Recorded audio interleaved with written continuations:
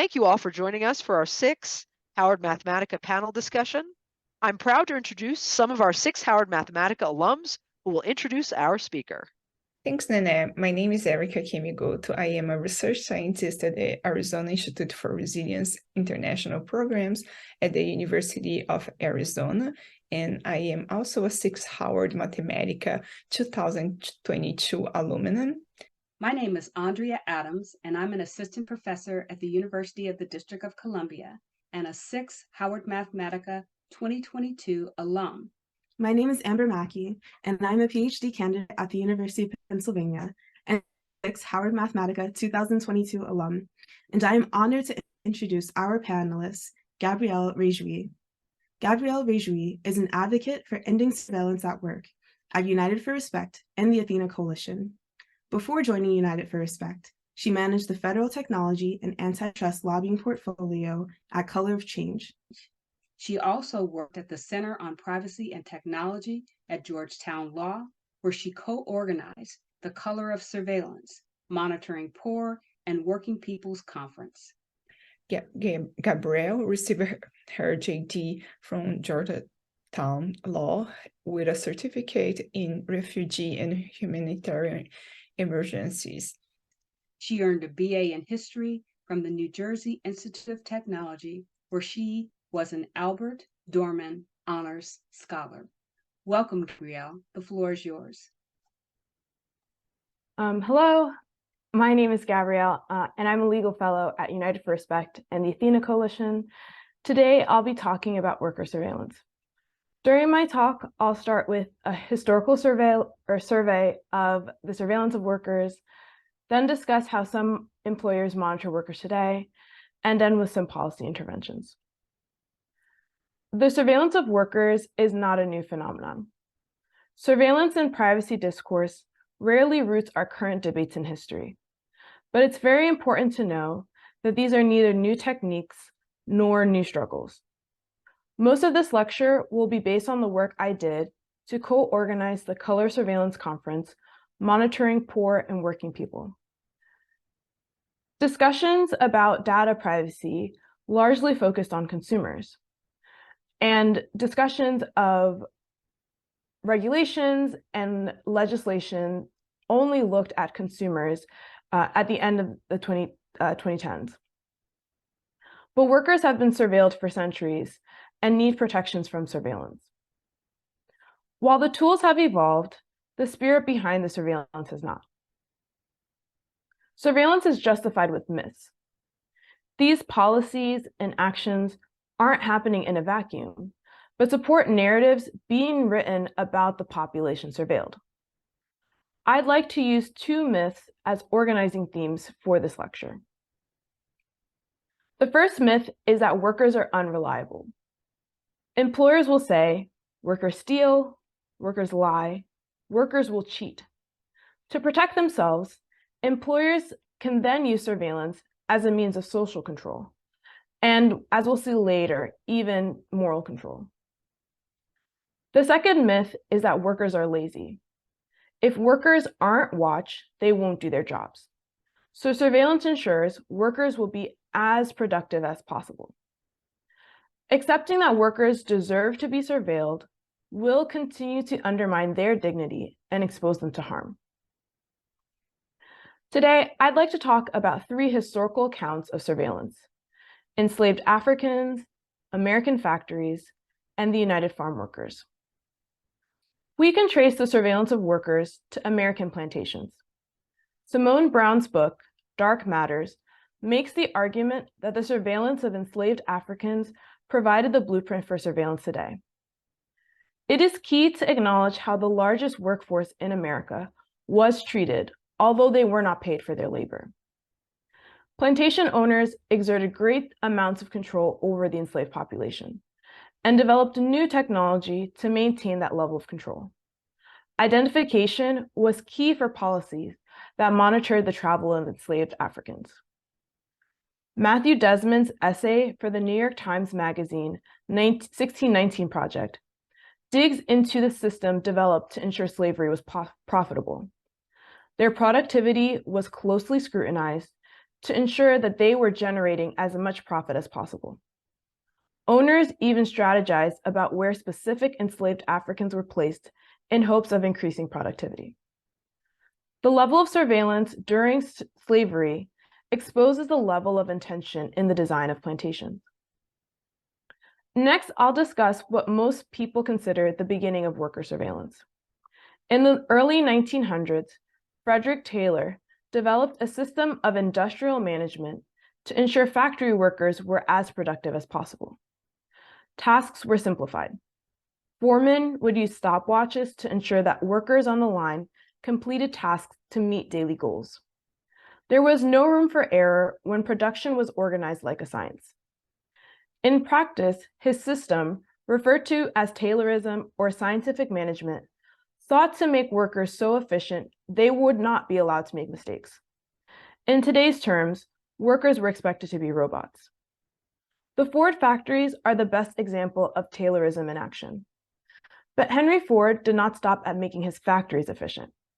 He also hired detectives to visit his workers at home to ensure they did not engage in any behavior that might distract them from work. Workers would be interviewed about their marriages, if their children were in school, how much alcohol they drank, and how they spent their salaries. Ford used the detectives to hold employees to his moral standards. Lastly, I want to touch on surveillance to oppose and frustrate worker power. Managers use surveillance as a primary tool in attempts to disrupt worker organizing. It is such a powerful tool that the National Labor Relations Act prohibits the use of surveillance to prevent unionization.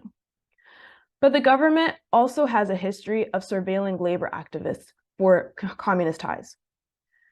J. Edgar Hoover, for instance, ordered a decades-long investigation of Cesar Chavez, Dolores Huerta, and the United Farm Workers during the 1960s and 1970s. The United Farm Workers sought to unionize Mexican and Chicano American farm workers harvesting agriculture in the American Southwest. The FBI surveillance and infiltration was so extensive that agents knew what Chavez ate for breakfast and were arrested at worker demonstrations.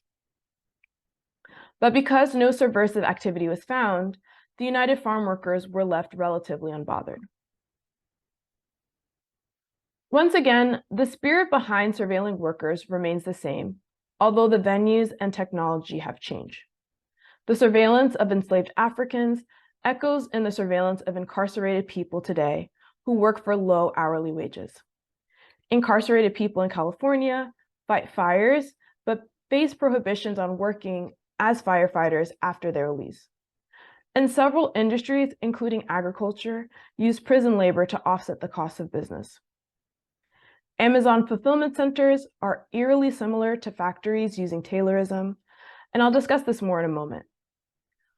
Worker surveillance with the aim of union busting can be found in the firing of Google workers during their organizing campaign. Google took action after tracking organizers' activity on the server. Organizers claimed that looking at coworkers' calendars was a routine practice and that they were fired for looking for anti-union meetings on supervisors' calendars and sending automatic calendar invites to discuss unionizing with colleagues. Although they claimed this was a routine practice, only organizers were fired for violating the policy. These are some examples of how worker surveillance has evolved. Today, workers undergo surveillance that is more invasive, more granular, and more sophisticated than before. Data collection is becoming more invasive, meaning the types of data being collected. For example, employers can access worker health data from workplace wellness programs. By providing a Fitbit or a portal for workers to submit information, employers can monitor their employees' heart rates or learn about family health history. There were even reports of fertility information being shared with an employer through a period tracking app. The surveillance is also becoming more granular. This refers to the detail of the data being collected. For instance, surveillance that has second-by-second or real-time updates. Automation is allowing for an employer to have more information than a human with a stopwatch could ever collect. Finally, the surveillance is also becoming more sophisticated. How the data is being collected has been refined. For example, instead of a human collecting the data, a worker may wear a device that tracks them. It shifts the expectations so workers are participating in surveillance. The surveillance of workers today generates the data fueling major issues currently affecting work. Unpredictable scheduling, automation, unpredictable pay, health and safety risks, and automated firing are all a result of data, surveillance, and opaque algorithms. I'll start with some pre-pandemic examples of surveillance and then talk about how the pandemic changed worker surveillance. An investigative report from The Atlantic and The Reveal uncovered Amazon employees are being injured trying to keep up with the fast work rate set by the company and enforced by automated management. After 2 months of work, Cynthia Dixon had bulging discs, back sprain, and joint inflammation. The diagnosing doctor said it was wholly a result of her work at Amazon. The National Employment Law Project released a report concluding that these types of injuries are inherent to the type of work at Amazon. Workers in fulfillment centers or the warehouses that will fulfill your orders perform repetitive motions for hours. They are discouraged from taking breaks or following proper ergonomic protocols for fear of falling behind their quotas or rate. Workers share how they are penalized for things out of their control, such as how far the bathroom is from their station, or whether or not something is obstructing their path to collect items for a package. The system doesn't take into account this reality. Similarly to a Ford factory, the workers are only expected to be perfect. They're monitored to ensure that they are fulfilling their quota in a timely manner. Additionally, automated managers play major roles in disciplining and firing employees at Amazon. This year, OSHA has fined several Amazon fulfillment centers for unsafe working conditions. While Amazon alleges that they have policies to prevent injuries, Amazon also holds workers to a pace of work that incentivizes workers to ignore training, so to avoid punishment powered by Amazon's granular surveillance system. A truck driver sued Amazon and the truck company that employed him after an accident on the job. He alleges Amazon required him to drive instead of taking a mandatory rest break, and because he was tired, he got into an accident. He claims an app on his phone allowed Amazon to track him 24/7. Here we see how fissured workplaces, or the practice of contracting certain functions of your business to a third party, is supported by surveillance. While Amazon didn't directly employ this driver, it was allowed to track him through the app. This allows Amazon to control quality of service without the risk of directly employing delivery drivers. Automation is already impacting workers. Take hotels, for instance. Housekeepers use apps to determine what rooms should be cleaned next. This leads housekeepers to clean rooms in what seems to us to be an arbitrary order, and can cause strain on their bodies as they travel across the hotel, rather than being in charge of certain floors or parts of the hotel. Scheduling algorithms use data about customer foot patterns to schedule shifts.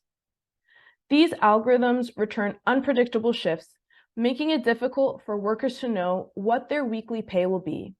It also makes it difficult for them to schedule childcare. McDonald's reportedly forced workers to come to work, but only clock in when the app decided there was sufficient traffic. Before the pandemic, workplace surveillance was at play, largely for precarious work, such as low-wage work, hourly workers, and remote workers. However, the pandemic was seized as an opportunity to expand worker surveillance. We saw an increase in the use of surveillance technology as more employees worked from home. Remote workers were surveilled via keystroke trackers to track the number of words written per minute, screen grabs to capture what workers were looking at, and cameras that were used to take pictures of workers to ensure they were at their desk. Workers who continued to go into work experienced surveillance related to the tracking the spread of COVID. But the technology was used for the employer's benefit to limit liability and to shift risk back to the employer or to the workers, rather than to educate and empower workers. For instance, there were certain grocery stores that were taking the temperature of workers before they came into work, but wouldn't tell the employees if they were exposed to COVID or if they were exhibiting symptoms that should have suggested they go and get tested for COVID. As predicted, we are not seeing workplace surveillance technology going away as pandemic protections and policies roll back. This suggests that workers need greater protections from this surveillance. As we discuss policy interventions, it is crucial to note two things to ensure solutions reflect these realities. Surveillance in the workplace is different from consumer surveillance. While it is imperative that anti-surveillance solutions be rooted in labor and employment law, the workers most at risk are not organized and oftentimes are prohibited from forming unions. To address these two concerns, we need to prohibit invasive granular surveillance, prevent the use of surveillance to erode worker dignity, and establish a strong enforcer of worker rights. So first, starting with prohibiting invasive and granular surveillance. Employers must be prohibited from collecting data with very limited exceptions, and employers must be restrained in where they can use or apply that information.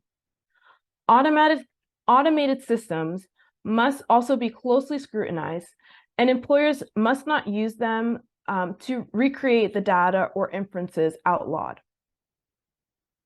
Next, we need to prevent the use of surveillance to erode worker dignity. Employers should not use quotas and productivity metrics to encourage workers to keep a pace of work that ignores health and safety protocols. Employers should also not use quotas to prevent workers from taking breaks, to practice their religion, or take necessary bio breaks, such as using the restroom. And lastly, we need a strong enforcer to protect worker rights.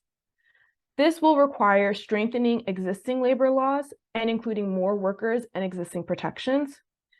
This will also require increasing the types of protections afforded. We need to revitalize and to revamp our labor laws. Next, we need to resource an enforcer in the Department of Labor. There's legislation in the Senate right now from Senator Casey, the Stop Spying Bosses Act, that would create a privacy and technology division that would be resourced and tasked with looking at surveillance in the workplace to protect workers' dignity and safety. Lastly, we need to ensure that there is flexible rulemaking authority to guarantee that as technology and employers evolve to skirt regulation, workers can continue to be protected and quickly protected. I went to law school after graduating from a public university, and there were a lot of principles about considering how you can use your privilege to benefit others that I got not at university, but in the third grade. I had a teacher who was very adamant and really impressed upon me that that's something you should always be thinking about, and you should always be considering how you might be in a position that others are not in. And that doesn't mean that you should, just continue to operate in that vein, but think about what are systems that need to be reworked or destroyed so that way people can have equal access to protections. And so I carried that with me into law school and went to law school interested in doing civil rights work and economic rights work. At the time, that's not how I described it, but now as I look back, I realized those were the terms that would have described the work that I was interested in doing. Ideally, I wanted to work at a sports union and support the economic rights of professional athletes. And so that led me into taking labor law during law school and trying to figure out how can I build a portfolio for me to end up working at National Basketball Players Association or a National Football League Players Association. In a twist of events, I ended up with a technology fellowship after law school. And so I was a fellow at the Center on Privacy and Technology at Georgetown Law. And so while I was there, I was trying to figure out how to connect the work that I was being asked to do to my passion. I was tasked with the consumer data privacy work, so privacy legislation, algorithmic accountability work, and I continue to stay engaged with labor through a future of work working group. So looking at how the future of work was interacting with labor protections or places where labor protections needed to be updated to address the future of work. And learning about how surveillance in the workplace was largely being ignored by data privacy regulation discussions, I saw an opportunity to connect the work that I was doing with my passion. And so when I say largely being ignored, that's kind of misleading. Employees were not being ignored, they were being expressly excluded. So you would read a bill provision and it would describe who was covered by the bill, and they would say, except in the exceptions section, they would say not including workers or not including somebody in their capacity of employment. And so in doing research for the conference, the Color Surveillance Conference, Monitoring Poor and Working People, I learned about how most workers experiencing the harmful impacts of surveillance are gig workers and independent contractors. And these are workers that are prohibited by law from joining unions. And so a lot of the protections that a worker can have access to if they're a full-time employee and decide to organize with their coworkers to create a union, there are some additional hurdles that gig workers and independent contractors have to overcome for them to be able to exercise some of the rights that are afforded to employees under the National Labor Relations Act.